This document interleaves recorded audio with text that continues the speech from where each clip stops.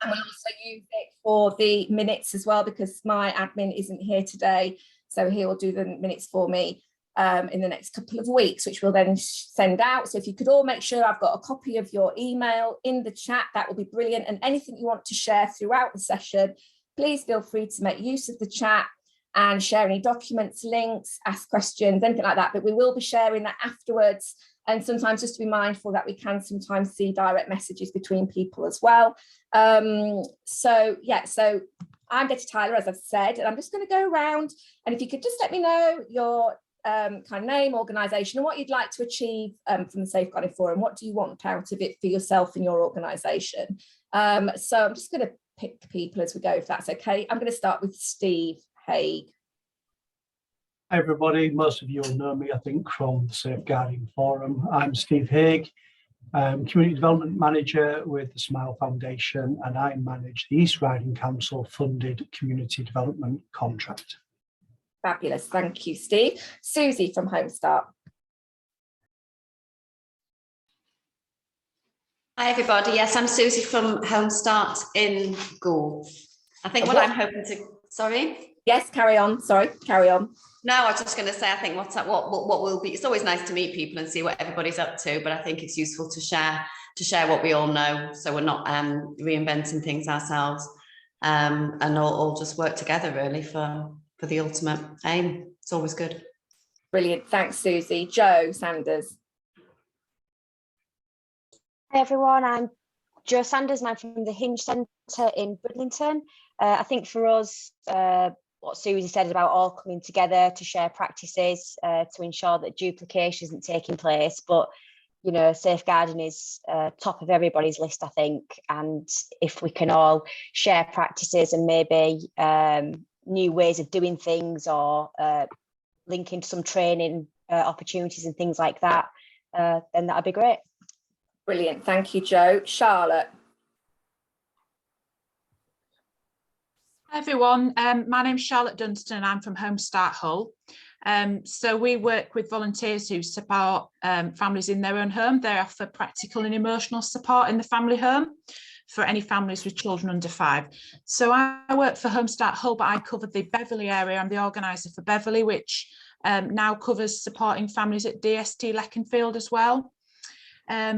So that's me. I suppose what I'd like to get out of it really is about sharing that info, keeping up to date on local trends in safeguarding really, because we might all be spotting things locally. So it's about sharing that information. And I suppose from our perspective as a charity who, you know, we're working with volunteers that go into family homes, it would be nice if we could be, you know, have a profile amongst yourselves as a part of that safeguarding jigsaw, as it were, really. So that's what I was hoping to get out of it today. Brilliant, thank you, Charlotte. Elaine Agar, hope I've said that right.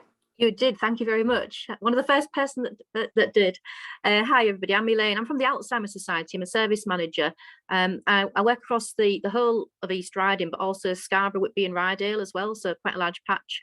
So what I'm looking forward to today is just hearing everybody's views. It's the first time I've been to one of these meetings, but I'll also be passing the information back to colleagues across the East Riding who work with people with dementia. Great stuff, very welcome, thank you. Elizabeth Branson. I'm representing East Riding Village Hall Network. I'm also secretary for Holland Village Hall. And I just want to make sure, you know, we keep up to date with best practice and all the policies and procedures which we should be following, and you know that we're all sort of working towards the same goal. Is that Holland near Withensea? Right, yes, brilliant. Yeah. Thank you. No, Holland, that's lovely. Thank you for coming today, Elizabeth. Meg. Hi, yes, Meg Chulls. I'm training officer with the East Riding Safeguarding Children Partnership, and just here really to see what's going on really, and to hear views of the voluntary sector. Obviously, we deliver training to yourselves as well, but we don't get many of you coming on, so it'd be good to hear what you want. Great stuff, thank you, Meg. And Margaret?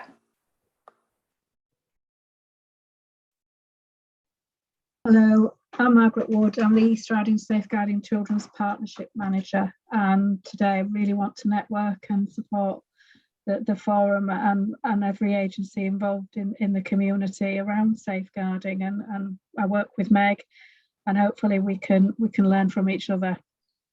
Great stuff. Thank you, Margaret. And Kay?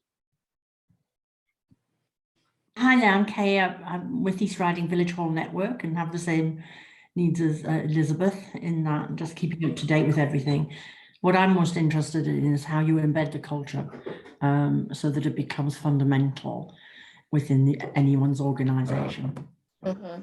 Yeah, I think that's absolutely crucial. And we did quite a bit of that, I think, looking at that anyway, at the last meeting, which Gary led on, which was great. Anne Unsworth?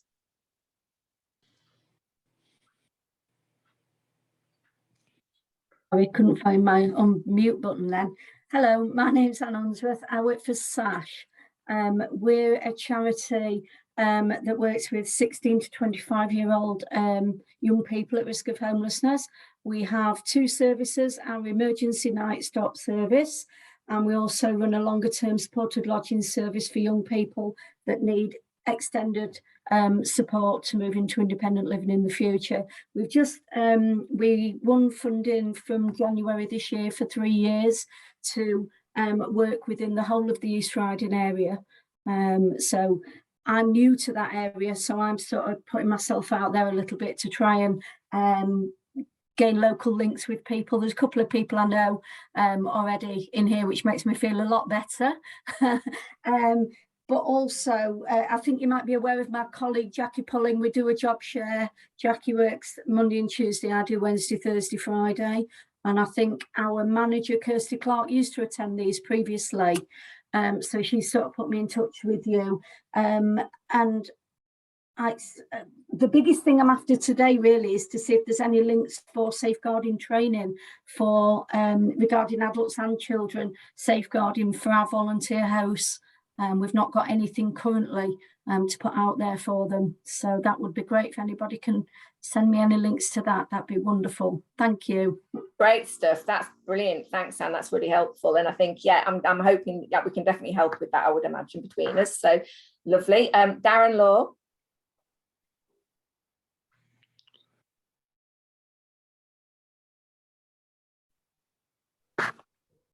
Can't hear you, Darren. We have this problem, don't we, Darren, every time, poor Darren. So what I'm going to, we'll sort it out. What I'll do, Darren, I'll come back to you. I'll come back to you in a couple of minutes. Marie. Hi, everybody. Marie Chappell, I'm the board manager of the East Riding Safeguarding Adults Board. Very similar to what many people have said, and I'd like to work with the board as much as possible across voluntary, all sectors, voluntary and community sector. And we actually fund some of the contracts for the voluntary and community sector, so I've got that added interest. And also we want to really make sure, I'd be quite keen to make sure that the voluntary sector are seen as equal partners as every other kind of statutory partner. That's their right, really. They have as much involvement with vulnerable adults and others. So if we could kind of collectively work to that end, that'd be really great for me. Thanks, Jetty. That's brilliant. Thank you, Marie. And absolutely, we all want to be classed as, you know, as the important roles that we've all got to play as partners, really. So yeah, that's fab. Darren, are you back on? Are you right? Do you want to just? Yeah, brilliant. Hopefully, can you hear me now, Betty? Yes, that's great. Right, yeah, Darren Law, Youth Family Sports Services from Yorkshire Council. I'm just here to network and to also get any updates which might impact youth organisations across the county. Thank you. Great stuff. Darren does a lot of work with the voluntary and community sector with me, don't you, Darren? So yeah, that's great stuff. Ingrid. Hi. Yeah, I've got several hats on here today. Nice to see you, Anne. So one of them is I'm a host with SASH, so I always like to try and keep up to date with the latest safeguarding. I'm also the safeguarding lead for Bishop Wilton Community Shop here, because we do train up youngsters as well in working in the shop, and then Bishop Wilton Parish Council, and we're also looking to host a group of families from Ukraine. So we're setting up different working parties on different things. So yeah, different hats. Great stuff. Well, welcome, Ingrid. And Julie.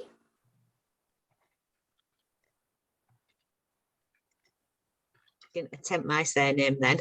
Rodriguez, is that right? Would that be right? No, it's No. Rodriguez. Rodriguez. Okay. Lovely. Yeah, I'm Julie Rodriguez. I'm the project manager for Humber All Nations Alliance, which is an umbrella charity organisation that supports ethnic minority community groups in Hull and the Humber region. And I think I've just come for a few reasons, really. I've come to network. I've come to see what's new in the world of safeguarding, and also to maybe just get to know how other charities deal with safeguarding. You know, it's quite different, I think, sometimes from you know, places like local authorities or things like that. So yeah, that's why I'm here. Great. So I mean, yeah, I think it's brilliant that you're here today. Actually, I was talking about the fact that you were going to be here at some meeting earlier, because I think it's really important that we do in East Riding have a good understanding of how to engage with our BAME communities, because they're not always as visible as they are in maybe Hull, for instance. And you know, but we do have populations from lots of different cultures and backgrounds and countries. And I think, as Ingrid has referred to, obviously we're going to have you know, people coming in from the Ukraine, and we need to make sure that all of us are able to keep them safe and support them the best way possible. So it's lovely to have you here, Julie. So thank you for coming. Dave Edwards. Hi, I'm Dave Edwards from Wimsey Town Council. I'm here for networking and to see what's best for the people that need safeguarding in Wimsey. Brilliant. Thank you very much, Dave. And Councillor Robert Wilson.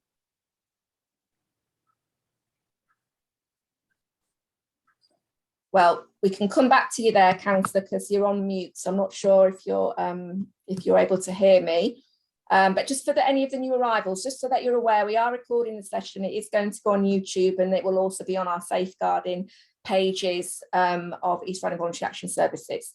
So we've got some apologies. We have apologies from Sam Bell, who's from Hull and East Yorkshire Mind, who's unable to come along today. Apologies from Gary Truran from Humber Teaching Foundation Trust. Apologies from Carol Johnson from Humber and Wells Rural Action. And we've also got apologies from, let me just remember, there was one more apology from Councillor Aitken. Yes, unfortunately, she's not able to attend, but she's on leave, so that's good for her. So I have put some information in the chat in terms of the agenda, and if people who've just arrived want to put their name, organisation and contact details, if they want to, just in terms of, you know, being able to follow up anything after today, that's lovely. And Catherine Lawyer is trying to get in. She's tried a couple of times from the Safeguarding Adults Board, so hopefully she'll be here soon. So the next thing on the agenda is to just go through the minutes from the last meeting and matters arising. So what I'm going to do is just share my screen, if that's okay. Can everybody see the minutes from the last meeting? Thumbs up, brilliant, thanks Darren. So these minutes were done by Gary Truran. And what I've tried to do is to go through them in terms of, let me just stop and do that again, is to try and go through them and, hang on, so I need to just let Catherine in. I think that's Catherine. Yeah. And I'll just do the minutes again, just to tick. They've disappeared on me. Right, just bear with me and I'll do that again. So there they are. So we had a presentation from Gary on, well, we went through matters arising, but that was all for the meeting before, so we're not going to cover those today. So in the main meeting, there was one matters arising that I picked up, was that we thought about doing the sessions for the Safeguarding Forum, not only on a daytime, but also to look at doing things on an evening, because not everybody is able to attend daytime. So what we're going to do is, as I've said, we'll record the sessions so that people who aren't able to attend can still observe them. However, the next Safeguarding Forum, Margaret Wood and Marie Chappell and myself thought it would be really useful to put something on during the safeguarding week that's starting the 20th of June. So we're going to do the voluntary and community sector safeguarding forum as a bit of a workshop on the 22nd. So that'll be the 22nd of June, which is a Wednesday, 6 o'clock till 8 o'clock. And I shall put the link to that in the chat at some point, and obviously make sure everybody gets a copy. And that's on the agenda today to discuss in more detail anyway. So then we had a good presentation that Gary facilitated in regards to developing safe cultures within different organisations. But there weren't really any matters arising out of that. There was some discussion about referrals, and I know, Margaret, you were going to have a chat with Jackie Crawford from the Moorlands. So I'm not sure, did you manage to have that discussion about referrals and anonymous referrals? So that was Margaret Wood. No, Detty, we didn't. That is something I still need to check. I think what I need to do is arrange a joint meeting with Jay Maloney as well from the SAF team. Okay, yeah. That's brilliant. So we can just move that forward to the next meeting, really. It was just to look at the anonymous side of it, wasn't it? How to make a referral. Yeah. When you're working, and I understand Jackie's point, when you're working very closely within a community, sometimes you don't always want people to know that you've made a kind of referral around safeguarding if it identifies you, even as a professional. So I think that was the kind of thing that she wanted to discuss, didn't she? So then I think there was one more. Jackie was going to send an email to Gary to talk to Margaret and Marie, and that was about DBS checks through the council. But what I did say to everybody at that meeting was that in terms of the council no longer doing DBS checks, because that was what Jackie had kind of brought up, Irvas do DBS checks through UCheck, which isn't spelt like that. It's spelled capital U check, which Gary did correct. So so in terms of DBSs, if anybody does want a DBS check, then you can come, and we will be able to do it through Irvas. We've done them for a number of years now. Before that, we did do them through East Riding of Yorkshire Council. It was just the fact that apparently the council are no longer going to be doing DBS checks. So I think you're going to have maybe a discussion around that, Margaret, but again, I'm not really sure whether Jackie followed up on that with Gary. So maybe to find out whether or not East Riding Council are still going to carry on doing DBS checks, or if that is finishing. I think it is finishing, Detty. I think it is going to be through yourselves. Yeah, that's fine then. That's okay. That's brilliant, because I can, you know, obviously if anybody doesn't want any DBS checks doing, they can contact me directly. I'm going to, I think it's now a bit of an update from me about the safeguarding contract. So if that's okay with anybody and everybody, I'll do that now. So if anybody's got any questions, please feel free to either shout out or put your hand up, so I don't always see you know, kind of hands going up. So as most of you will be aware, East Riding Voluntary Action Services is now looking after the contract and delivering the contract, which is for supporting the voluntary community sector and faith sector around safeguarding support when they're working with children, young people or adults. So it's we're delighted. Obviously, it's fantastic for us. It enables us to, you know, to work with a wide range of groups, enables us to keep working with people like Smile Foundation, which is brilliant, and provide a real good wraparound service of support to the sector. So in terms of what we will be providing, I want to just share our website with you on our Keeping People Safe section, because it kind of outlines what we deliver. So if you just bear with me, I'll go on to the screen now. So can everybody see this big? Yeah, brilliant. Okay, so on our website we have got the blue bar at the top, and it's under services. It's not the easiest to find. I know, Catherine, you pointed that out. It's the bit where it says Keeping People Safe, which is on the right hand side. And if you click on the Keeping People Safe bit, it'll take you to the main page. and it kind of describes what we're going to be doing.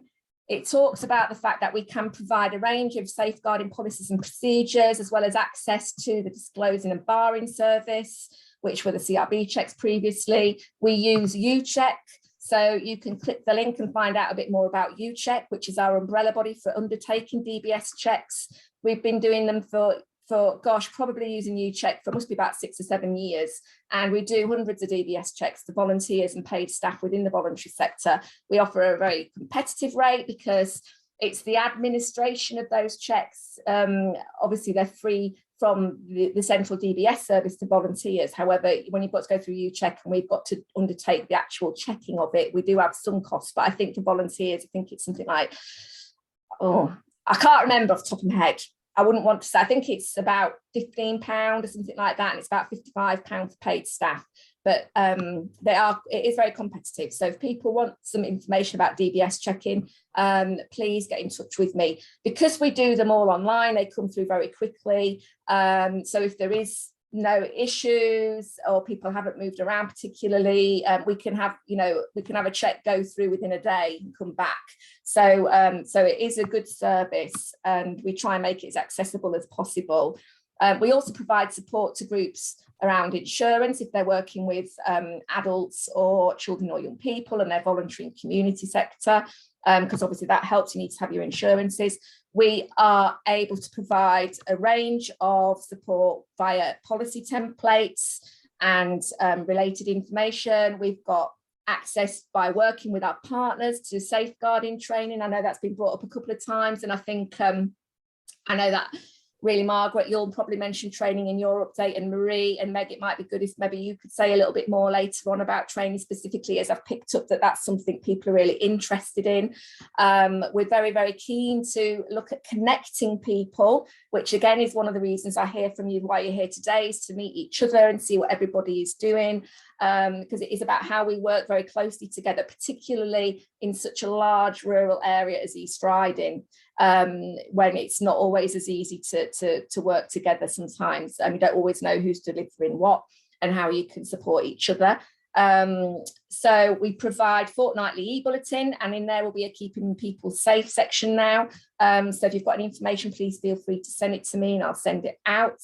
We are hoping to put on a variety of different events, conferences, training, which will cover a range of safeguarding topics. So that might be things to do with modern day slavery. It might be to do with prevent and radicalisation. It might be to do with exploitation. It might be to do with neglect. It would be really helpful, I think, if anybody's got any topics they'd like us to focus on, please feel free to pop them in the chat if there's something that you'd really like to know more about.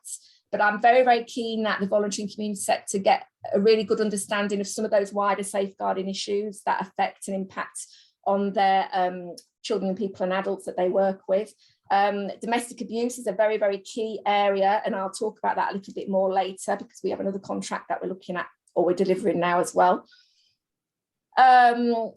We've got the click link to accessing VAS's policies and procedures toolkit. I'm not going to click them because otherwise we'll end up all over the place, but feel free to go on and have a look and explore in your own time. I've put the link in the chat. We've got a range of information about safeguarding training, and that includes the training delivered by our boards in East Riding, as well as neighbouring authorities, and also some of the national organisations, such as the National Council of Voluntary Organisations, NSPCC. There's a variety, and we also do some CPD training around safeguarding through our Boost project. So there's lots and lots of information on there. You can sign up to our e-bulletin, and then you can find out more information depending on the whether you're working with children and people or whether you're working with adults. So you can click on the Keep an Adult Safe section, and it takes you through to more further information about what do we mean when we're talking about keeping adults safe. Obviously looking at some of the key legislation, looking at, the principles of keeping adults safe, links to the Safeguarding Adults Board, that kind of information's on there. And again, the same with keeping children safe. And we also have a link to Fraud Watch, because we do quite a lot of VAS around scams and fraud prevention.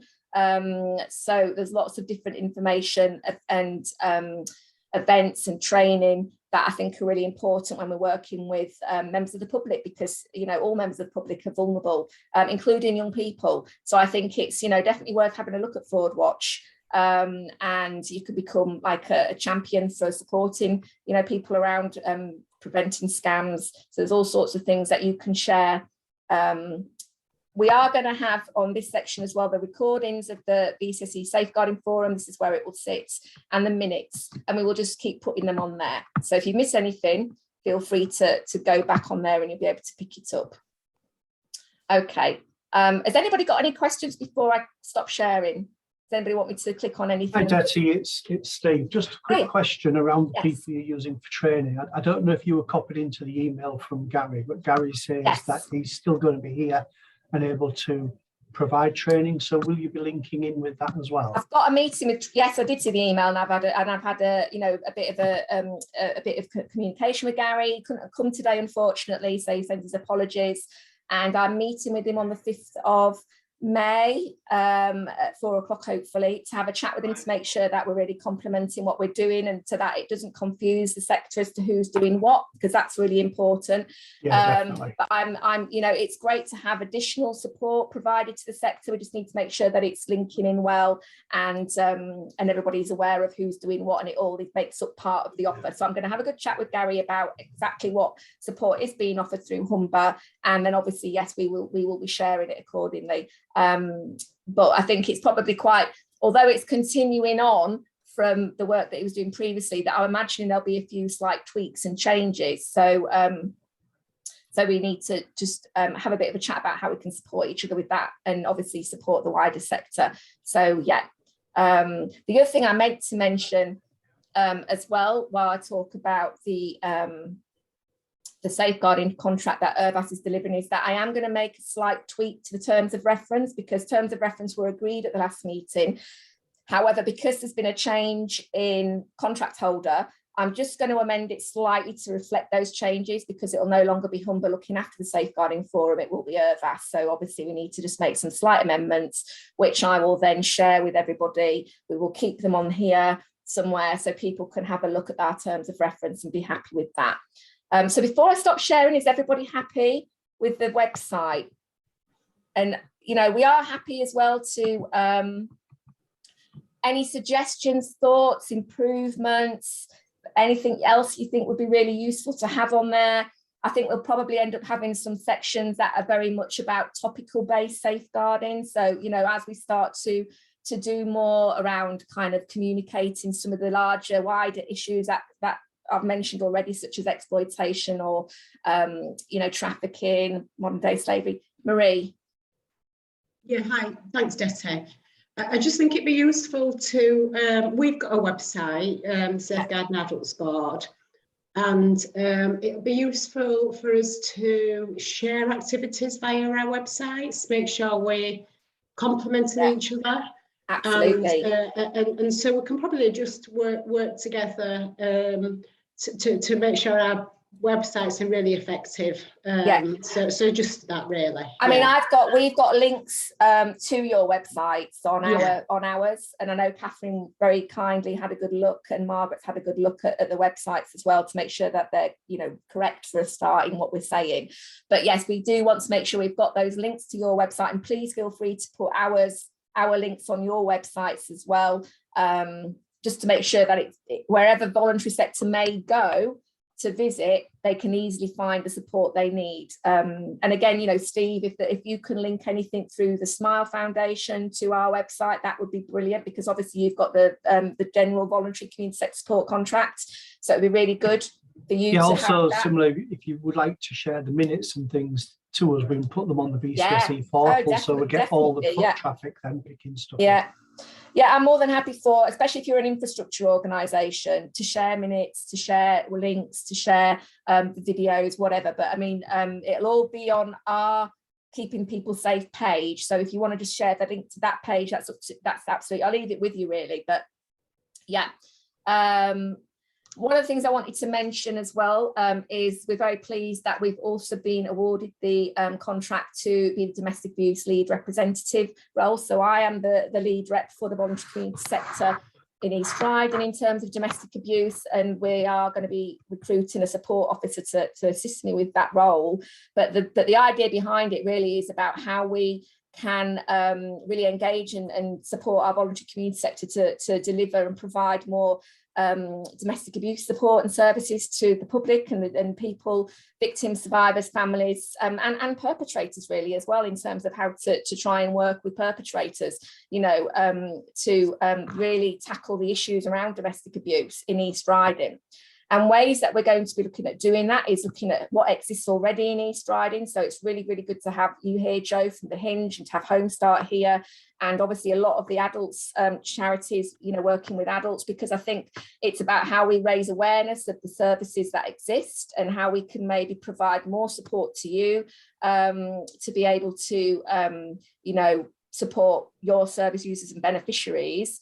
But it's about how we can help you to access further funding and volunteers, how we can support victims and survivors together to develop more resource, including things like self-help groups and support groups. And it may well be they want to then take those further and become registered charities, for instance, or companies, so that we can increase our resources and support for victims, survivors and families within East Riding. But I will also be looking outside of East Riding and looking into neighbouring authorities and other areas of the country to try and encourage more national organisations or other organisations who work around domestic abuse to try and come into the East Riding, and again to look at funding, to look at training, to look at information sharing and best practice. So we will be doing some intense work around domestic abuse in East Riding, and it's I will sit on the Domestic Abuse Strategic Board to represent the voluntary community sector and faith sector. And we will also be setting up a voluntary and community sector domestic abuse forum. So anybody who would like to attend that, to look at how they can shape their services, how they can improve things, how they can access further funding, what can we do together to really tackle the issues, because it's so embedded, I think, within, you know, such as I think the pandemic has increased the issue as well. But I think it's, you know, something we really need to look, because it permeates so many different areas through safeguarding, but also things like mental health, and for children and young people and adults. So for everybody, really, it's a key topic that we really need to look at. And it does tie in with some of the other things that are ongoing at the moment, such as looking at violence against women and girls, exploitation. There's a whole range of things it links with. So yes, the WordVAS will be we're on with it now, but I'm currently recruiting for a domestic abuse support officer to work with me. We are also, because Gary is stayed with Humber, which is, you know, great for him, and that's brilliant, but it means that we have a bit of a gap in face-to-face support at the moment with our safeguarding contract. So we're currently recruiting for a safeguarding children voluntary sector development officer and a safeguarding adult voluntary sector development officer. So we're hoping that those posts will be filled by the beginning of June. However, in the meantime, please feel free to get in touch with me, to make use of our website, and, you know, hopefully you'll get the support that you need. And then we'll have our workers in, and that will be fantastic. Has anybody got any questions or anything they'd like to pick up or ask about the voluntary sector support contract? I'm just going to double check that I've said everything I meant to say. That's okay. It is very much about the voluntary and community sector. It's that equal partnership, as I think was already mentioned by Marie. It's very much about how do we as voluntary community sector shape local services around keeping people safe and keeping our beneficiaries safe. That's kind of, from my point of view, that's a really important role for us all to have. So this is why the forum's a great place, because it means that we can all come together, but we can come together especially with strategic partners. So that said, I'm going to hand over to Margaret Wood, who's going to do an update from the East Riding Safeguarding Children's Partnership. So Margaret, would you like to just say a little bit about what's happening at the moment there? Thanks, Jessie. As a partnership, we work right across the East Riding, bringing together all agencies, all organisations that are working with children and young people, so that we can ensure that we're all working together and we've got effective arrangements in place so that we can safeguard children, but also support positive well-being and outcomes for them too, and work with families to support that. So we are governed by Working Together 2018, and that particularly puts a statutory duty on the local authority, police and the CCG for health to make sure that there are those effective safeguarding arrangements in place, that they're clearly documented, and that everyone who's working with children and young people is aware of those and is operating within them.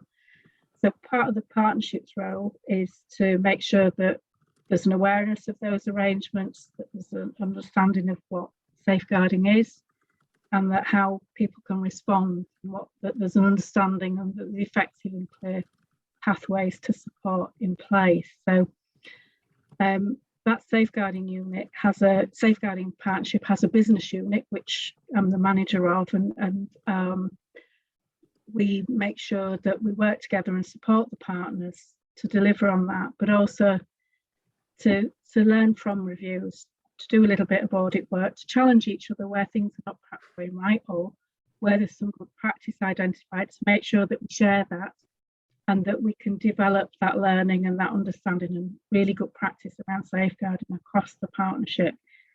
So as a unit, we work with partners to develop the training. We're certainly working with yourselves and Airbus to make sure that across the safeguarding partnership and the safe community and voluntary sector, that we understand each other, that we can support each other, and where perhaps things aren't right or there's gaps, that we can do something about that and work together on that, so that we've got a really robust safeguarding system in place for children and young people. As a children's partnership, we also work with the adult safeguarding board, because children don't live on their own, they live within family units, we've got grandparents. It all impacts on the well-being of children and young people. So we work with the adults board, but we also work with the community safety partnership as well, to make sure that we are working together and that we're working across those common themes as well. And Betty, you've mentioned child exploitation, modern day slavery, and the Prevent agenda. We're all working together on those really sort of core topics, aren't there, and key issues around safeguarding and east riding. As a partnership, we've got a website, and we've linked in on our website pages. We're setting up a voluntary sector page, which will link into debtors page on keeping people safe. But also on that website we have key information. We document the training, but we also and offer training, and it's bookable through that website. But we also offer information about the pathways to reporting concerns, pathways and signposting to support for children and young people. I'll put the details in the chat so that you can have a look at your leisure at those sites. But I'd encourage people to have a look, but then certainly make sure that people in your organisation know where to go to report a concern. The website has got quite clear links, and it links to guidance to do that. So please share that. We've also updated our training. We've extended our e-learning offer, and that complements the training that's available from Airbus as well around safeguarding. And throughout the year, we will be developing some workshops as well, which will be open to everybody within the partnership.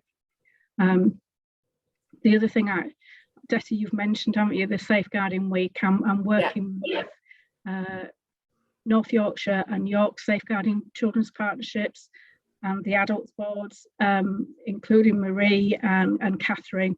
We're developing a programme of events across Safeguarding Week. It's the 20th, 24th of June.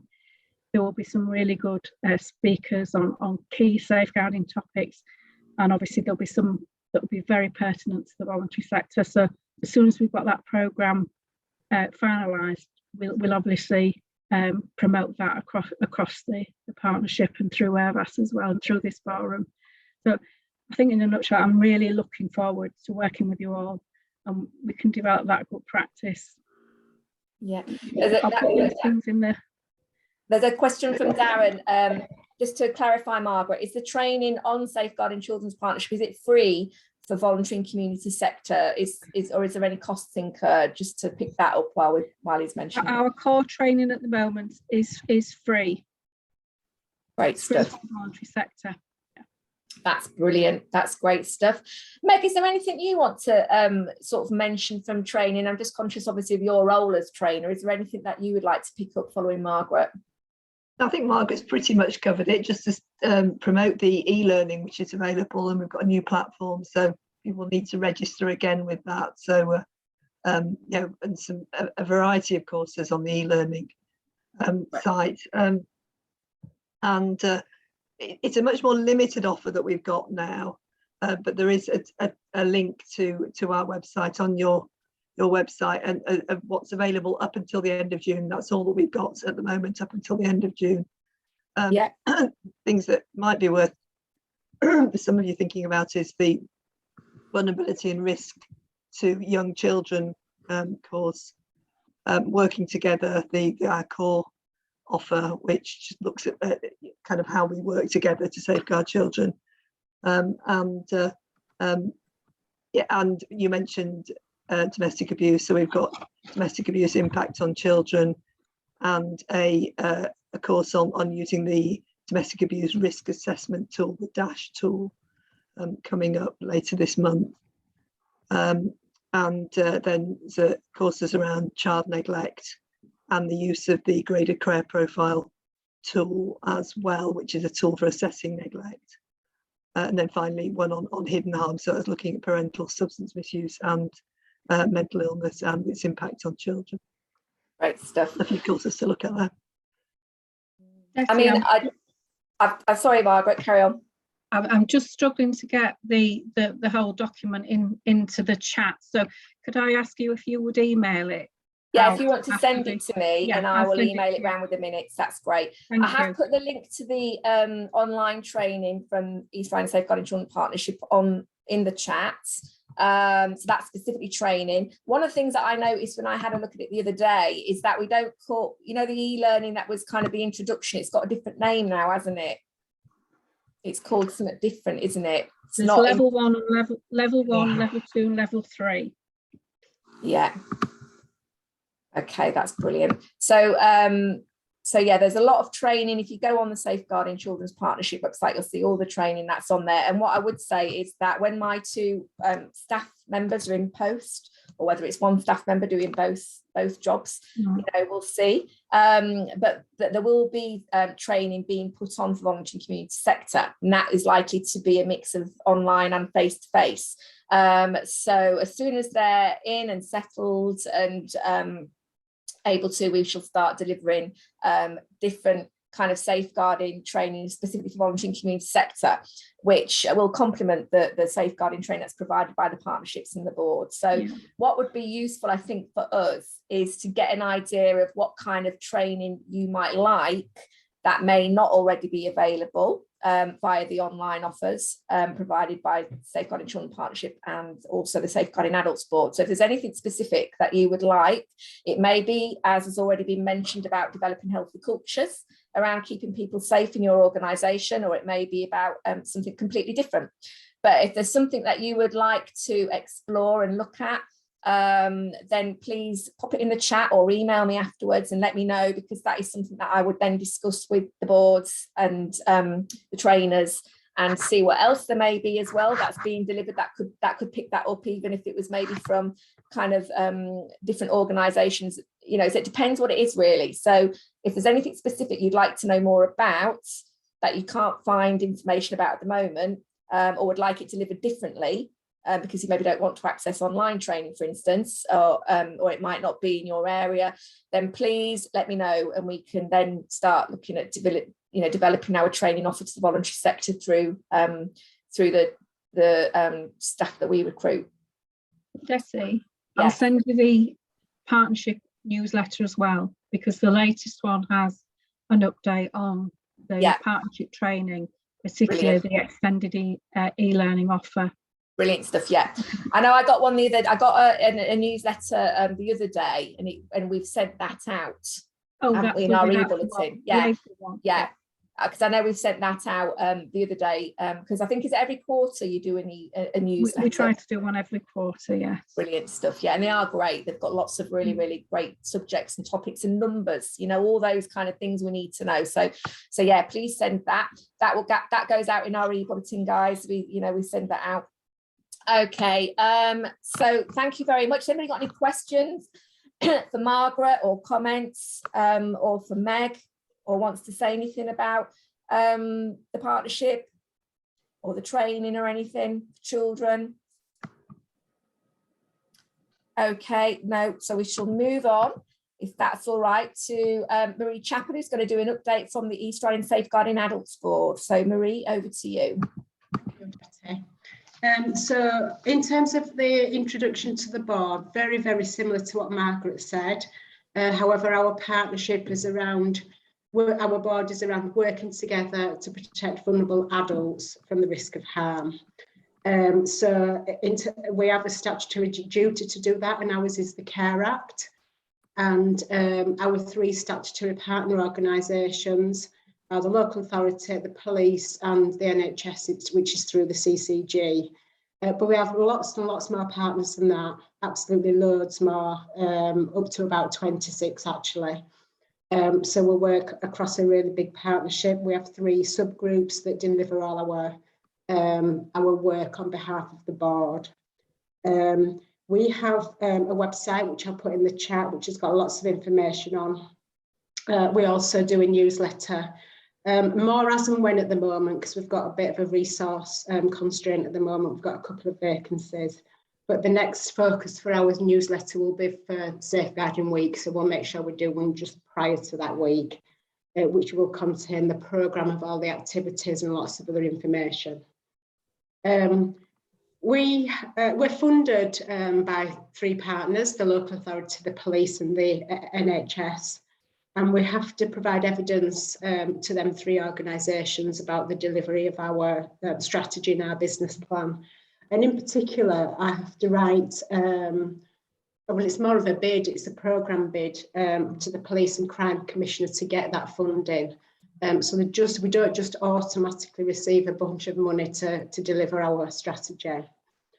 We're trying to do a number of consultations over the period of our work, really, consulting on the business plan, on all our kind of services and products, on our training policies and procedures. And that's where I think this sector will be hugely beneficial to be able to work with us on that. In particular, to make sure stuff that we produce is in relevant language and on the right media platforms, so easy read and really accessible information. We'll be shortly commencing the next annual report, which is one of some piece of work that we have to do. Again, a statutory obligation to produce an annual report. It'd be really good to have information on that about how we've worked over the year and the coming, how we plan to, how we work closely with the voluntary sector. In terms of training, I have a small team. We have various training packages, but the focus of the training in my team is to our independent sector providers. So by that I mean nursing homes and care homes, because that's a lot of where our safeguarding activity derives from. But that said, we have a level 1 basic foundation offer, which is on our website, which anybody can do. And I would be absolutely more than willing to share all our training packages with DETI for them post to develop them, to tailor them into their more appropriate route for the sector. Great stuff. So yeah, we can really work together on that opportunity, because I think it is an opportunity as well. Mm-hmm. We have a responsibility to write multi-agency policies and procedures. Again, they're all on the website. But the sector have their own procedures, templates, which is always talked through. So, and like Margaret said, we focus on greater partnership work. So we work across Children's Board, Adults Board, Community Safety Partnership, now the Modern Slavery Partnership, because there's recognition of all these different signs, really, of different types of adult abuse. and we need to make sure we're all capturing and responding to that. What I think would be really helpful as well, we undertake an audit of safeguarding practice, and we don't ever see any safeguarding concerns reported from voluntary and community sectors. We don't as a group, I'm not saying they don't ever come in, we've never audited any. So we need to really think through about how we can encourage your groups to know how to report concerns, to know where to report them, and what to do initially when you're worried about somebody who you want to report a concern about. So that's something that I really keen to pick up on, really. We're in the process of developing our 3-year strategy, which will be launched at the end of April when it goes to our board meeting. So that was just a bit of a whistle-stop tour of the Safeguarding Adults Board, but do look on the website, there'll be lots of info in there. Thanks, Detta. No problem. I have put the links to the website and also to your training pages in the chat. And I think, Marie, that was really interesting and important to look at the how to report concerns, because obviously that is a crucial element of anything to do with keeping people safe. And I think obviously from Margaret's point of view as well, it's something we want to make sure that everybody's clear on how we do that they know where to go. And I'm wondering, because the next item on the agenda is looking at Safeguarding Week, whether that's something we can build into that workshop. How do we report concerns? How do we recognise concerns, report them, and what's going to happen next? Because I do think that's something that concerns people sometimes, where, I mean, I've had conversations with various groups over the years where they'll come to me and they'll say they've got a concern and they don't know what to do. So, you know, obviously we say, depending on what it is, who they have to speak to at the safeguarding board. So, you know, but people, because it's that kind of formal, they've got to do something. And it picks up a little bit on, you know, Jackie Crawford's point from the last meeting when she was worrying about making a referral and referring a concern, because she wanted to be anonymous, and I could completely appreciate that. But it's kind of, you know, I think that would be worth kind of maybe doing in the Safeguarding Week workshop. What does everybody think? Does everybody think that that would be a good thing for us to focus on at the Safeguarding Week workshop, which will actually be our next forum? It's about how to recognise and report concerns for children and for adults, and what happens next. Yeah, but put thumbs up if you're, what do we think? If you're happy with that idea, put a thumbs up. Great stuff, great stuff. Because I think what we could also bring into that is maybe looking at some of the allegation stuff as well. So if you had, because I've had groups again worrying about people who work with them, and what do they do? Because they don't always know about the LADOs. And I don't know what the equivalent is, to be honest, Marie, on the Safeguarding Adults, but do you have like the equivalent of LADOs on the Safeguarding Adults? Yeah, well, there's a process called people in position of trust, so it go down that route, but it's in the safeguarding route, really. Yeah, great stuff. So I think that would be a really good how to report concerns, but also how to manage allegations within your setting. I think there's some really good practical things there that, you know, people would be able to have some good discussions, feel assured, know what they're doing and where to go. So if we look at that as kind of forming the basis, I think, of our Safeguarding Week workshop, which is the next item on the agenda. But before we move on to that, has anybody got any other questions or comments or thoughts that they'd like to discuss with Marie before we move on from Safeguarding Adults Board? No. Great stuff. Well, thank you very much, Marie, and to Margaret for providing those updates. And I think it's important that we have those as standing agenda items really at each of the Safeguarding Forum meetings, because I think it's, you know, things can happen quite quickly depending on the world of safeguarding, things move on, and I think it's so important that the sector's kept up to date with what's happening, and that you're able to have those conversations with voluntary sector as well to sort of see how it's working. In terms of any consultations and contributions to strategies, policies, reports, then obviously we can feed that out to the sector. You know, Irvas is happy to share those. I'm sure Smile will as well, and other partners, to make sure that the sector gets involved. And if there's a need to do any focus groups, we can do that, or to look at any individual case studies that might be helpful, you know, then yeah, I think there's all kinds of things we can do in the future. So looking at Safeguarding Week, Margaret's touched on it a little bit. So Safeguarding Week starts on the 20th of June, and it's a joint Safeguarding Week again this year, which is in partnership with North Yorkshire and York. Is that correct, Margaret and Marie?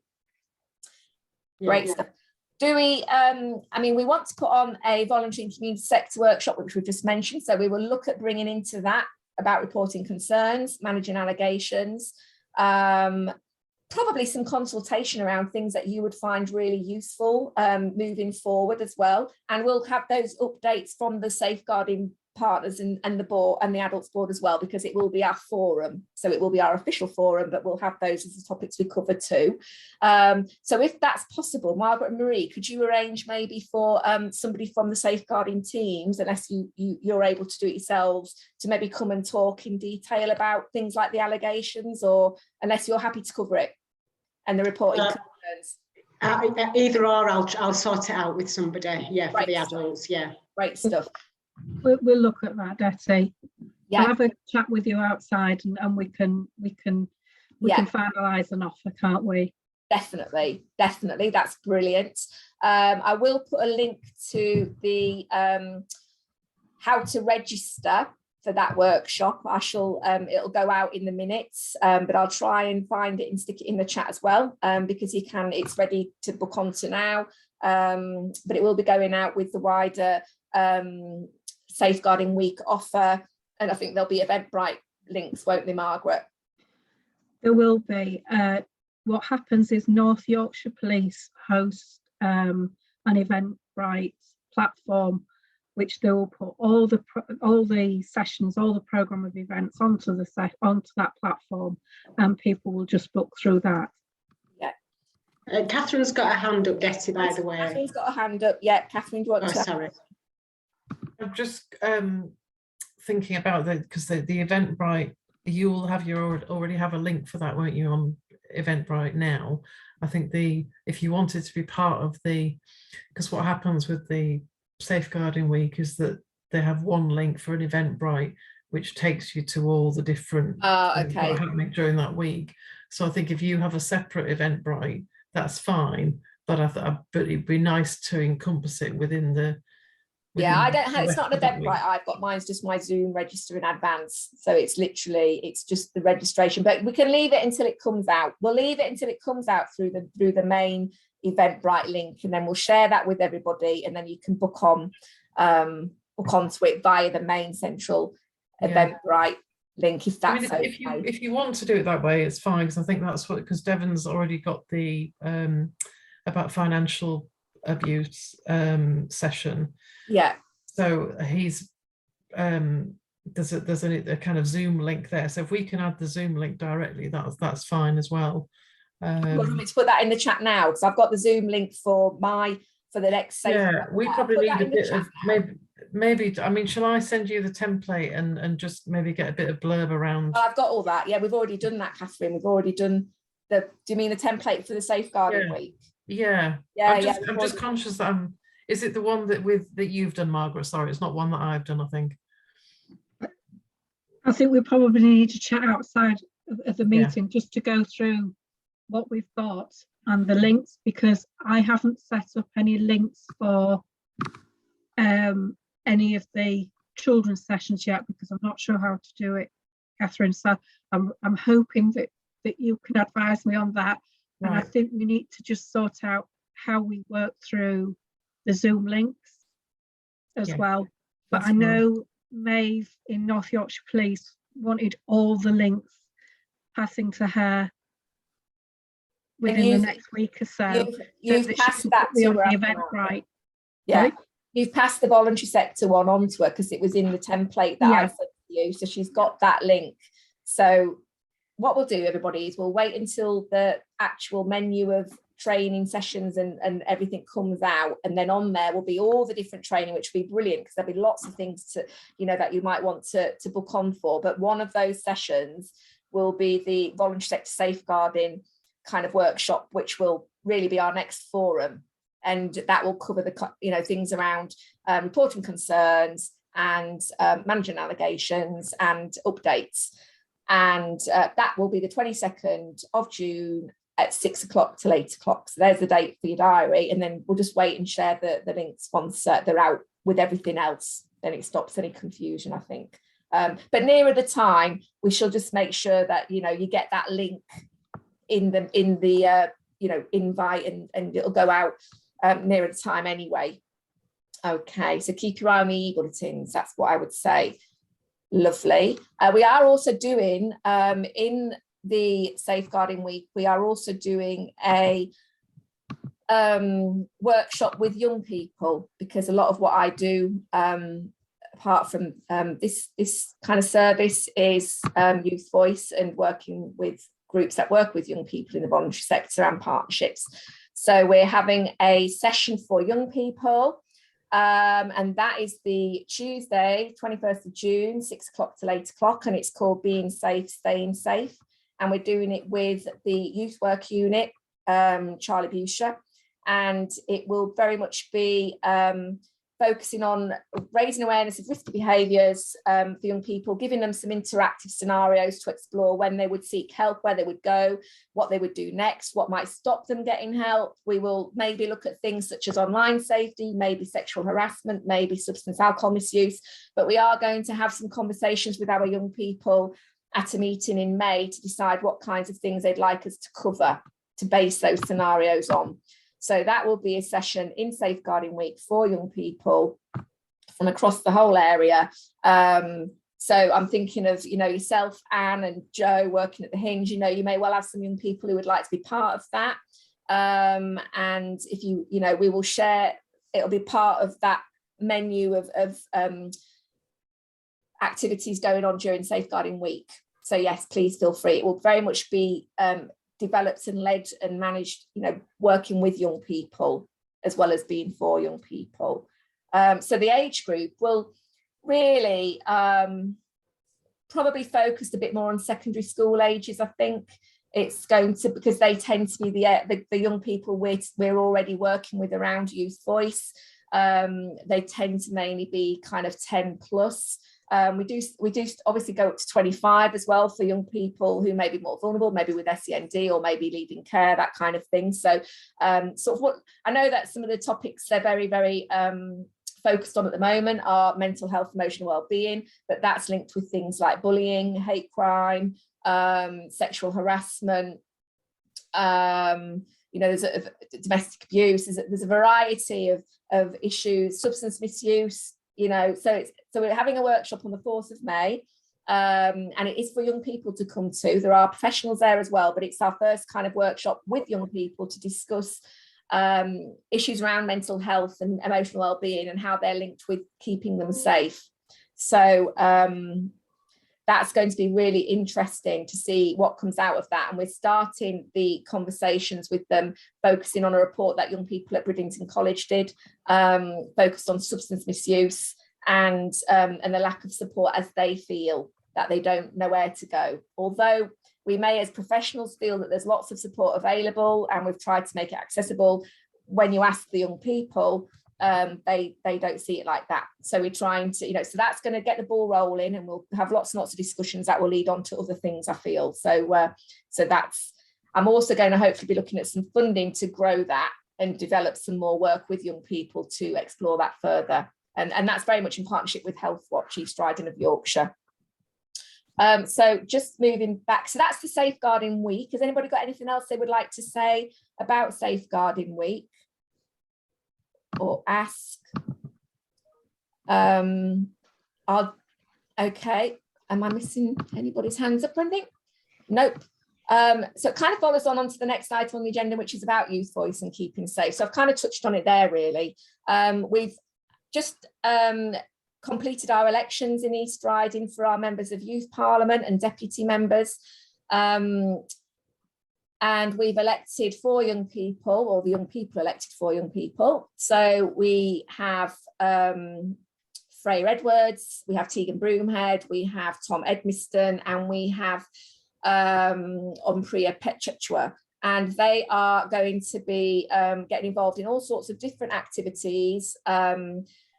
Some of them are very focused on things such as mental health, more opportunities, tackling issues around substance misuse, etc. And we will hopefully start bringing together some of the existing youth voice groups that we have in East Riding, which includes things like Children in Care Council, the Lollipop Group, which is LGBTQ+, school councils, youth councils. There's all sorts of work going on. And we have worked with partners for a number of years. And we managed to get some funding, and this is what's helped us to start having the Youth Parliament back in East Riding. But it means that we've got much more access to engaging with young people in a coordinated way. It means that the Safeguarding Children's Partnership is able to engage with young people more easily. It means we're going to be able to start looking at some specific areas of work. We've had 2 young people already making a film around hate crime and bullying focused on LGBTQ+. We've got some short films being made around mental health and keeping safe. So we're trying to look at creative ways. I know that Lisa Clapperson, the new domestic abuse trainer, she's very keen to look at service users, including young people as well as adults, being involved in creative kind of ways of sharing their stories. So that's something we'd really like to work with her on with our young people. So it's not about young people necessarily sitting around a table or coming to a Zoom or a Teams meeting. It is about young people getting involved in youth voice using a variety of different methods. It might be theatre and drama, it might be music, it might be art, it might be spoken word or films. So there's lots and lots of different ways we can engage our young people to keep them interested, share their voices. And if you have any young people who you think would like to get involved or are already doing things that you would class as kind of having their say, please feel free to get in touch with me, let me know. Because we would like to make sure that ties in with other things and that they get as much support as they need, or get rewards through things like certificates, accreditations. It gets linked in with the wider Youth Parliament we're setting up. It'd be great to have young people there from SASH and young people there from the Hinge. It'd be really, really good to have them represented at some of our kind of wider youth voice work. Because that ultimately gets fed back down to the National Youth Parliament. We also did our Make Your Mark elections. We had over 5,000 young people from East Riding took part in those from a variety of different schools and organisations, including home educated young people. And the top priority for our young people was jobs and opportunities. But the second priority was about their health and well-being, including particularly mental health. The third one was the environment. And the fourth one was education and learning. So that kind of gives us some ideas, particularly around mental health. And that was why we wanted to really look at that and unpick it a little bit more and look at how we can work together, because obviously their mental health may be because they don't feel safe. So there's work ongoing around that. I know, Marie, we had a conversation quite a while ago and you were very keen to look at doing work with adults as well around the service user voice, and I feel that's something that maybe we can pick up on by working with partners in the voluntary sector, is looking at that kind of service user voice and adults' voices, particularly around helping to keep them safe. Yeah, so that's it. Sorry, I was struggling with the camera then. Yeah, that's a really good idea, because what's evident at the moment and what I'd like to work with on is this, the area, I suppose, of people between sort of 16 and 25. Yeah. So they are, and that service area that they need to access and that transition. So yeah, if we could do that, looking at the lives of sort of young adults, really. Yeah, that would be brilliant, actually, because that was something we started doing, wasn't it, just before COVID hit, really. We started to have that 16 to 25 transition group, because it is such a challenging age to support them the way they need to be supported. So yeah, definitely we could look at picking that up for sure. But it may well be that there's other voluntary agencies who are working with their beneficiaries around kind of what they're saying, that I think it would be really useful to gather those thoughts and see what people feel as beneficiaries and service users as well. I think there'll be opportunities for us to look at that for other ages as well. So has anybody got any questions about any of the youth voice and keeping safe? Because I would say, if you do work with young people and you want to get more involved, or you've got young people who'd like to get involved, just drop me an email. I will say I'm going on leave in about an hour. So I'm not going to be around until the 26th of April, I'm afraid. However, you know, I will obviously be picking my emails up when I get back. And the meeting we're having with young people is on the 4th of May, Star Wars Day. May the 4th be with you and all of that. So if anybody would like their young people to be part of that, or think they've got young people who'd like to go, it's 6 o'clock till 8 o'clock. And again, just let me know and I'll be able to send them an invite. And it's on Zoom. So yeah, it's very much focused on keeping safe and the impact on mental health and well-being when they're not feeling safe. So just moving on to the next agenda item, which is really updates from everybody else. So this is a chance for you to talk a little bit about your agency in regard to how you keep people safe, or anything else really that you think would be useful. So I'm just going to go around the room, if that's all right. So Steve, would you like to start? Yeah, I mean, what we tend to do with regards to safeguarding is we have the sort of standardised policy templates that we've worked with over the last months since I've been in post, which was supplied by Gary. So I'll be interested to have a look at yours and see where they differ. Mm-hmm. So we are not a safeguarding specialist. We advise people on the need for safeguarding, and then we signpost on. We'll never be an imposter and do something that we don't know about. We will always try and direct people specifically to the key partners who cover those areas of work. So that's really it around safeguarding. That's our process. Nothing will change for us. The process will be the same. The faces may be different. Mm-hmm. So yeah, just safeguarding specific. I suppose nothing changes for me. Are you still doing the kind of development support? So for groups who want that general over, you know, so they can get support around their governance, health and safety. Yeah, I mean, all policy stuff, safeguarding, equality, whatever, all comes under governance, which is what we're contracted to supply. Yeah. So we will go in and work with people over any policy documents where there are concerns. And although I have a specific occupational and qualification background in health and safety, equality and safeguarding, it's not what our contract is funded to do. So we will not write policies for people because it's not what we do. We direct people to templates that are provided by professionals and experts in the field, rather than just creating things that may not hold up in court, that kind of thing. Yeah. But the general development work, yeah, we still do. That's what we're contracted to do. And as you know, we've just renewed that contract. But for us, it's about having those conversations with groups, making them aware of what they need. Because a lot of people have the best intentions in the world. They'll come together as a group, and the actual event that they deliver is exactly what they've come together as a group for. But they don't have that background awareness of the legalities and the legislation that they need to be compliant with. And that's our expertise at Smile, with the contract we have and the governance that we do. And obviously that then is married on with the other things we do around funding and event attendance and what have you. Yeah. But specifically for safeguarding, no, nothing really changes in the way we do things. It'll just be that we'll probably most directly people to yourselves now, instead of like we used to do, or as well as to Gary, depending on what the specific needs of a group are. The only thing I wanted to... Yeah, sorry, Steve, I was going to say, you've also got the wider voluntary sector network meeting, haven't you, that you look after? So it might be useful for some of those groups, for some of the groups here today, if they're not aware of the voluntary sector network, because that's kind of broader, but it's a good chat. I know some of you have come today because it's about networking, meeting new people and new contacts. So, you know, it would be very useful, I think, for them to maybe go to get an invite to those voluntary sector network. Yeah, I mean, if anybody would like to come and attend our network meeting, just have a look on the Smile website.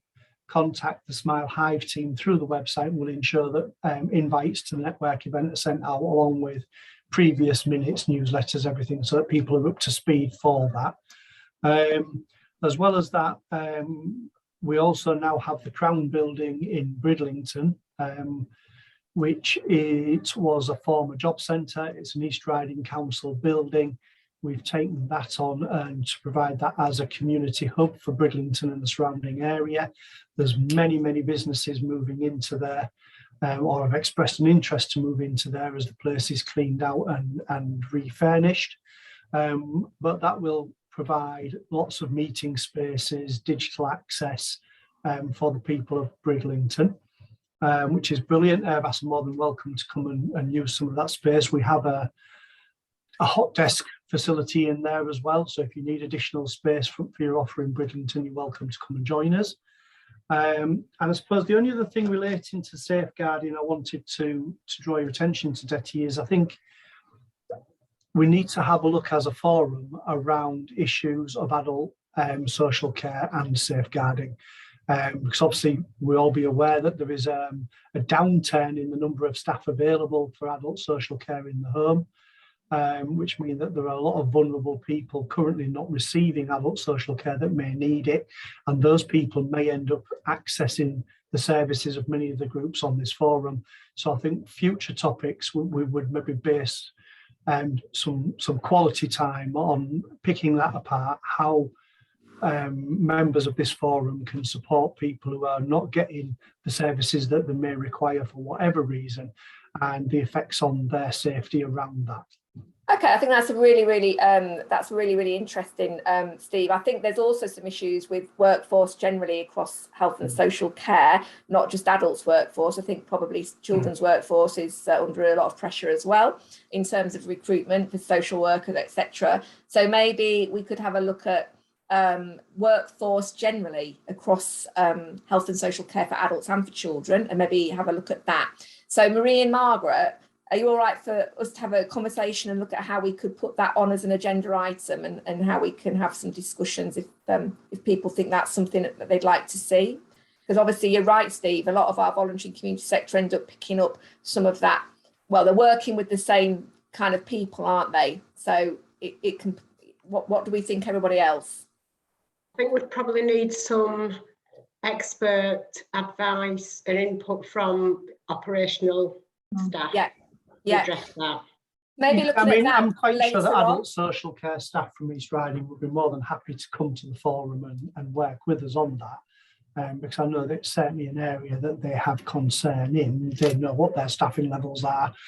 Sorry, my voice is going a bit. They know what their staffing levels are, and they also know where they have gaps. And I think that bringing them into here with Airbus now being the new safeguarding provider and having that ability to link people for adult social care would be a good move. Great stuff. Was there an individual that you named there, Steve? Was there somebody specific? There is somebody, I can't remember the lady's name. Do you want to let me know? Yeah, and we can maybe we'll have a conversation. I'll have a conversation with Margaret and Marie about that. And if you've got a contact, that would be great. But if we look at that as being not the next meeting, because that's the safeguarding week meeting, but the meeting maybe after that, which will then run in the day in a daytime again, and we can maybe look at that, which would be probably towards the end of July. Okay, so just moving round. Jo, is there anything you'd like to update the group on from the Hinge? Well, just to let you all know, we are moving into the community crown buildings, as it is now going to be named. I say moving into, we're actually keeping our existing offices as well. So the Hinge is actually expanding into 2 areas now. So we are hoping to actually start running our groups and some work from there in May. As we speak, there's kitchens going in and walls being erected and furniture being delivered. And as Steve said, you know, the idea is that some organisations, voluntary organisations similar to the Hinge, kind of come together under one roof. The Hinge Centre will be occupying around 50% of that building. So we've got some ground floor and first floor space. And then the other side of the building, again, as Steve said, will be used for other groups and hot desking opportunities. In terms of safeguarding, for those of you that do know the Hinge Centre, we work with both adults and children. We constantly make referrals to both adult and children safeguarding. Sometimes that can be a little bit frustrating, you know, and it was only the other day that one of my colleagues got off the phone and had said, I really don't think that lady has taken me seriously. I really just think she's fobbed me off and said, well, thanks, but no thanks. And that's not really what you want to hear when you're trying to, you know, put concerns across. However, my staff don't really take things like that lying down, so they just go above people or to other people, direct to social workers that we know are already involved. Because at the end of the day, if we feel as an organisation that we've got important information, then we want that to get to Did where that it get needs resolved to then, be. Jo? Was that issue resolved? We ended up doing a bit of digging and finding out the exact social worker that was involved in that case, and passing on the information directly to them. It took a while to get to that person because we got a duty social worker to start with. They ended up getting back in touch with us with the social worker that was linked to the case. But it was a case where a dad had taken some children away from the mum, saying that they weren't safe. However, we had information on him that deemed him not safe. So we felt the information needed to be passed on. And again, you know, as we've already said, sometimes where possible, you know, we like to inform the people that we're working with that safeguarding concerns will be passed on to the relevant agencies, boards, teams. However, sometimes when we don't feel that that's a safe option, you know, you do want to be putting them in anonymously sometimes, because one, it can put you at risk as an individual or an agency, but secondly, you don't want to stop that person engaging with you, because sometimes that is the only support that they're getting, or it's the only safe place they feel they can come. And if you take that away because they feel the trust has gone, then you're just putting people in more danger. I think there's maybe something that we need to have a conversation outside of this meeting around that with yourself, Margaret, because I think for me, what do you think? I think I need to have a conversation with the staff team, because it's clearly an issue, isn't it, that we need to bottom. Yeah, and it concerns me when it's a voluntary sector. You see, this is what concerns me sometimes with the voluntary sector not maybe being I won't say taken seriously, but when things come in, is it because it's a voluntary sector made that referral that it's not been escalated appropriately, or is it just a staff member who needs some training generally and about how referrals should be proceeded? I don't know until we explore it, Detty. I'm not sure, but there may be something around the level of information that's been provided, because I do know that staff, particularly for safeguarding referrals, they do need to have quite a detailed evidence base to make their decisions on. So it might be around that. But can I leave that with you then, Margaret, to talk to Jo? That with me. Brilliant. Yeah. That'd be brilliant. Thanks for bringing that to our attention, Jo, because this, I think, is a safe forum for us to, you know, discuss things that are of concern to ourselves as organisations. You know, particularly I think it's about how we keep people safe, and if there are any barriers, we need to look at how we can work together to improve things, because that's what ultimately we all want to do. So that's really helpful. And you know, we at the Hinge, we're used to doing that, but for organisations that aren't used to doing that, and if they feel, you know, if they've kind of come up against somebody who maybe is putting barriers up, or, you know, not taking it seriously, they just put the phone down, and that would be the end of that. Because they wouldn't know where to go, they wouldn't know what else to do. It's only because we can be like dogs with a bone that we don't let it go. But yeah, you're right. A new organisation or a smaller one that might not have that experience wouldn't. Yeah, absolutely. You know, we come across pretty much on a daily basis vulnerable children and adults. For organisations that maybe don't, you know, have the exposure to the vulnerable side of things, then they wouldn't know what to do. And it's great having all the training in, because you know your training tells you that this is a form you need to fill out, this is a phone number you need to ring, and then you need to follow it up in writing. But then that's kind of it, unless somebody is at the other end of that phone prompting you and telling you, yep, thanks for that information, or they put the phone down and you think, oh well, was that it? We know that no, that's not it, but other people might not. Yeah, definitely. I think, well, we need to just look at what you know, anything like any areas. I think, Desi, I need to have a discussion with the SAF team, because I think it might be that we need to do a session between staff and the voluntary sector around contacts to the front door, but also consent and information sharing, and what the quality of those contacts need to be, and what to do if there's a disagreement, how we can escalate those. How can it be escalated? Because it shouldn't be just because, you know, cases. We don't want it. Talk in broader terms with the staff around that. Yeah. Well, I'll leave that one with you then, Margaret. That would be brilliant. Fine. If you could, that would be great. Okay, lovely. Thank you for that, Joe. Charlotte from Home Start, is there anything you'd like to mention, highlight, pick up? Well, no updates from me really, Detty, thanks. I mean, it's just been really good today to get some updates from everyone else, so thank you. I mean, in terms of safeguarding, it's just at the core of everything we do, really, with working with families and children in their own homes. So, you know, all our volunteers, as part of the 25-hour prep training, we do safeguarding, and they do the level 1 with the you know, the Safeguarding Children's Partnership as well. So it's just good to have it on the agenda, isn't it? Really, at every conversation, really. Yeah, and I mean, even though your focus is on those, you know, children, and it's the whole family, isn't it? It's all ages. So you kind of, you know, it's safeguarding adults and children, isn't it? So that's brilliant to have you here, Charlotte. Yeah, thank you. Thank you. Anne, is there anything from Sash that you'd like to pick up? Not really. As I said, excuse me, I'm quite new to the East Riding, so I'm still, I've hit the ground running, if that makes sense. Yeah. It is extremely difficult to be taken seriously, I will say that. You know, when you've got young people that are clearly, you know, advising you that they're in danger, and it's not necessarily being taken forward by social care.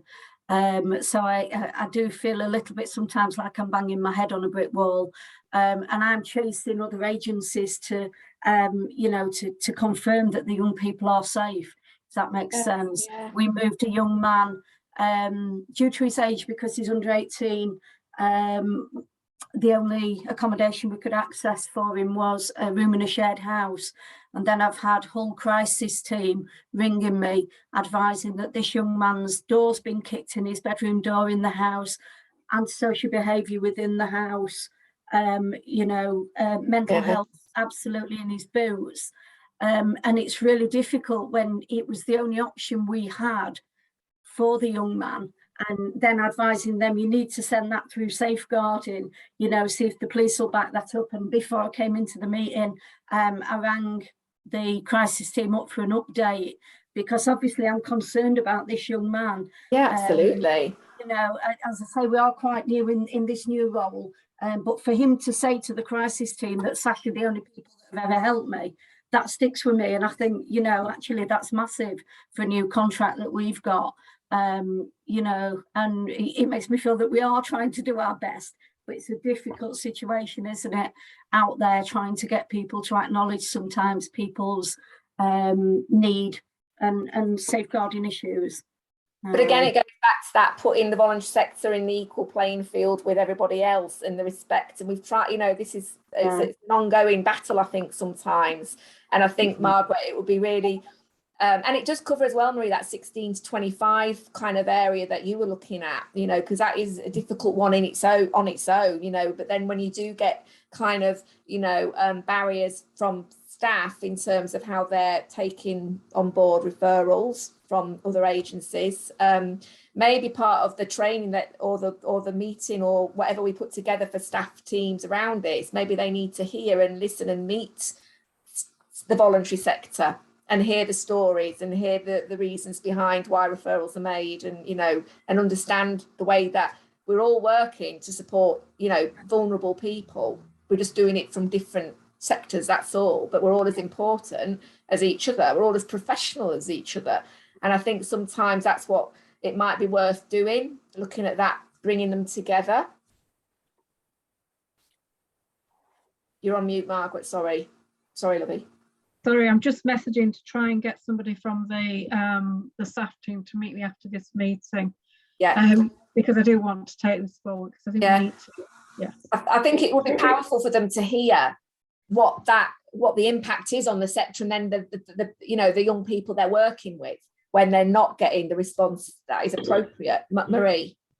I think the other thing to mention, I suppose, is that through training and support, I think it'd be helpful to have some case scenarios. Yes, absolutely. Because not, you know, children's and adult social care cannot address all things that come into them, and they do have to work to the statutory criteria, to legislation. Yeah. Yeah. So it'd be just useful, and I'm not suggesting that any of them conversations that you've had were right or wrong. I don't know the background as to them at all, but it'd be just useful to have some case scenarios describing those that the local authority have a duty to respond to, and those that they perhaps have a lesser duty to respond to, or no duty at all even. So just, you know, just so that there's that real clarity really about what can be rung in and what can't, and actually what can be signposted to other places that might not be safeguarding. So it's just a suggestion really about scenarios really. We need to explore it in more detail though, don't we? That's the starting point. So I think that's really good. And I think it is that fact, especially when young people are approaching 18, they're still under 18, they're still children, and there is still support needed. But unfortunately people start to think, well, they're nearly 18, and it's that kind of, you know, doesn't matter, they're still under 18 at this current time. Moving on, conscious of time, great discussions though. I'm going to go to Elaine. Elaine, is there any updates that you would like to share? Yeah, lovely, thank you. First of all, fantastic meeting, I've really enjoyed it. You go to so many meetings, this seems like an action meeting. It feels really quite lively. Thank you so much for inviting me. So updates in terms of safeguarding. Well, obviously Alzheimer's Society works with, dementia doesn't discriminate. We work with all sorts of people and young people as well. There's a massive increase in early onset dementia. What we found during the pandemic is that obviously we couldn't see people face to face. We did a lot of telephone support type activity.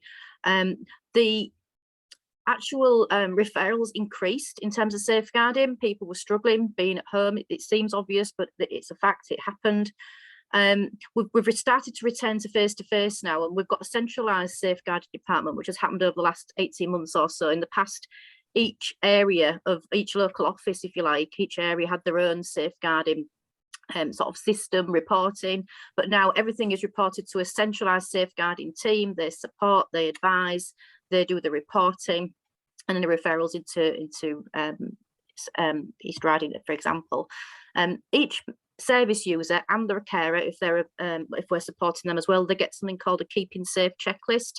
So we'd go through some basic questions around safety and what we could do to support them and how they can support each other.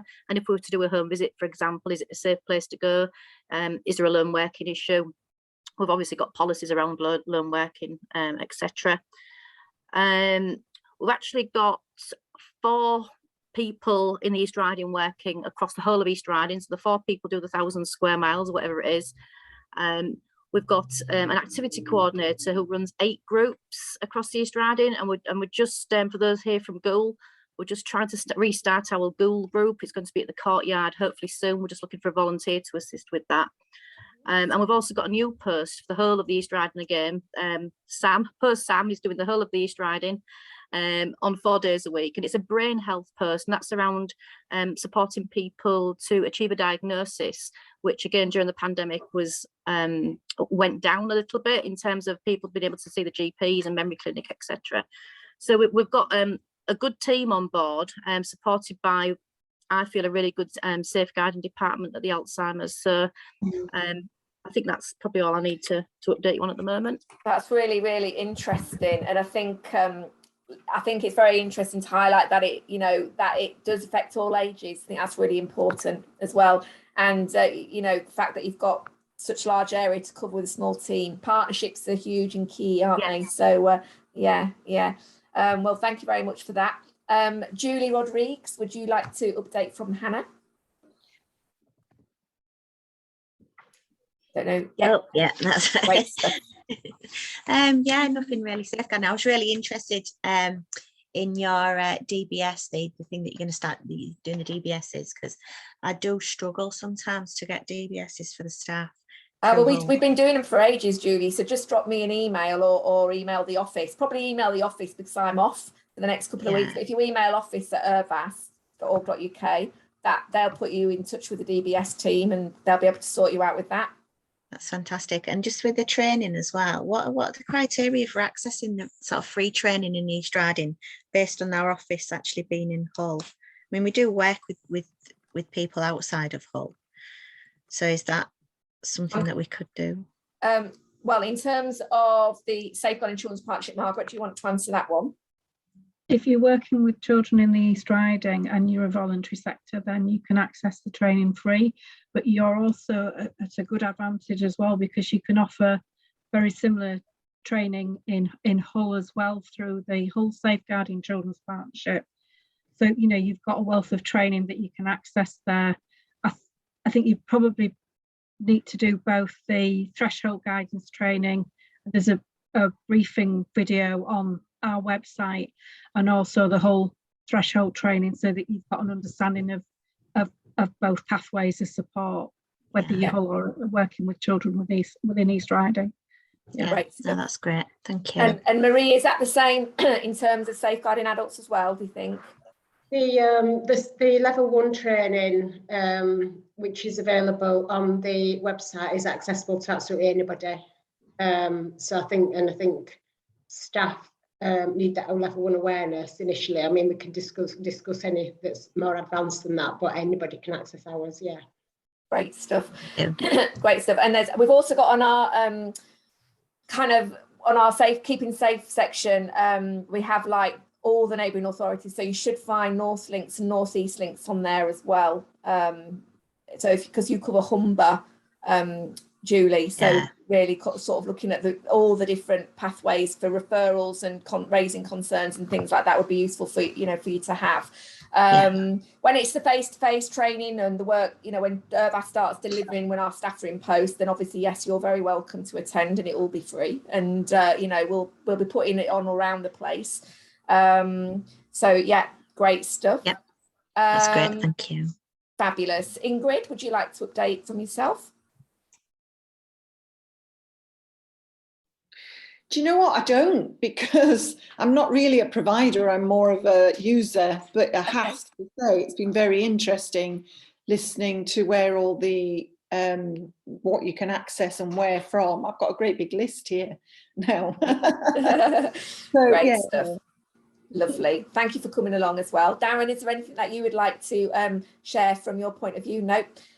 Councillor Robert Wilson, I'm not sure if you're able to hear me okay, but if you've got anything you would like to share, please feel free. If not, I'm going to move on to Catherine. If there's anything from yourself.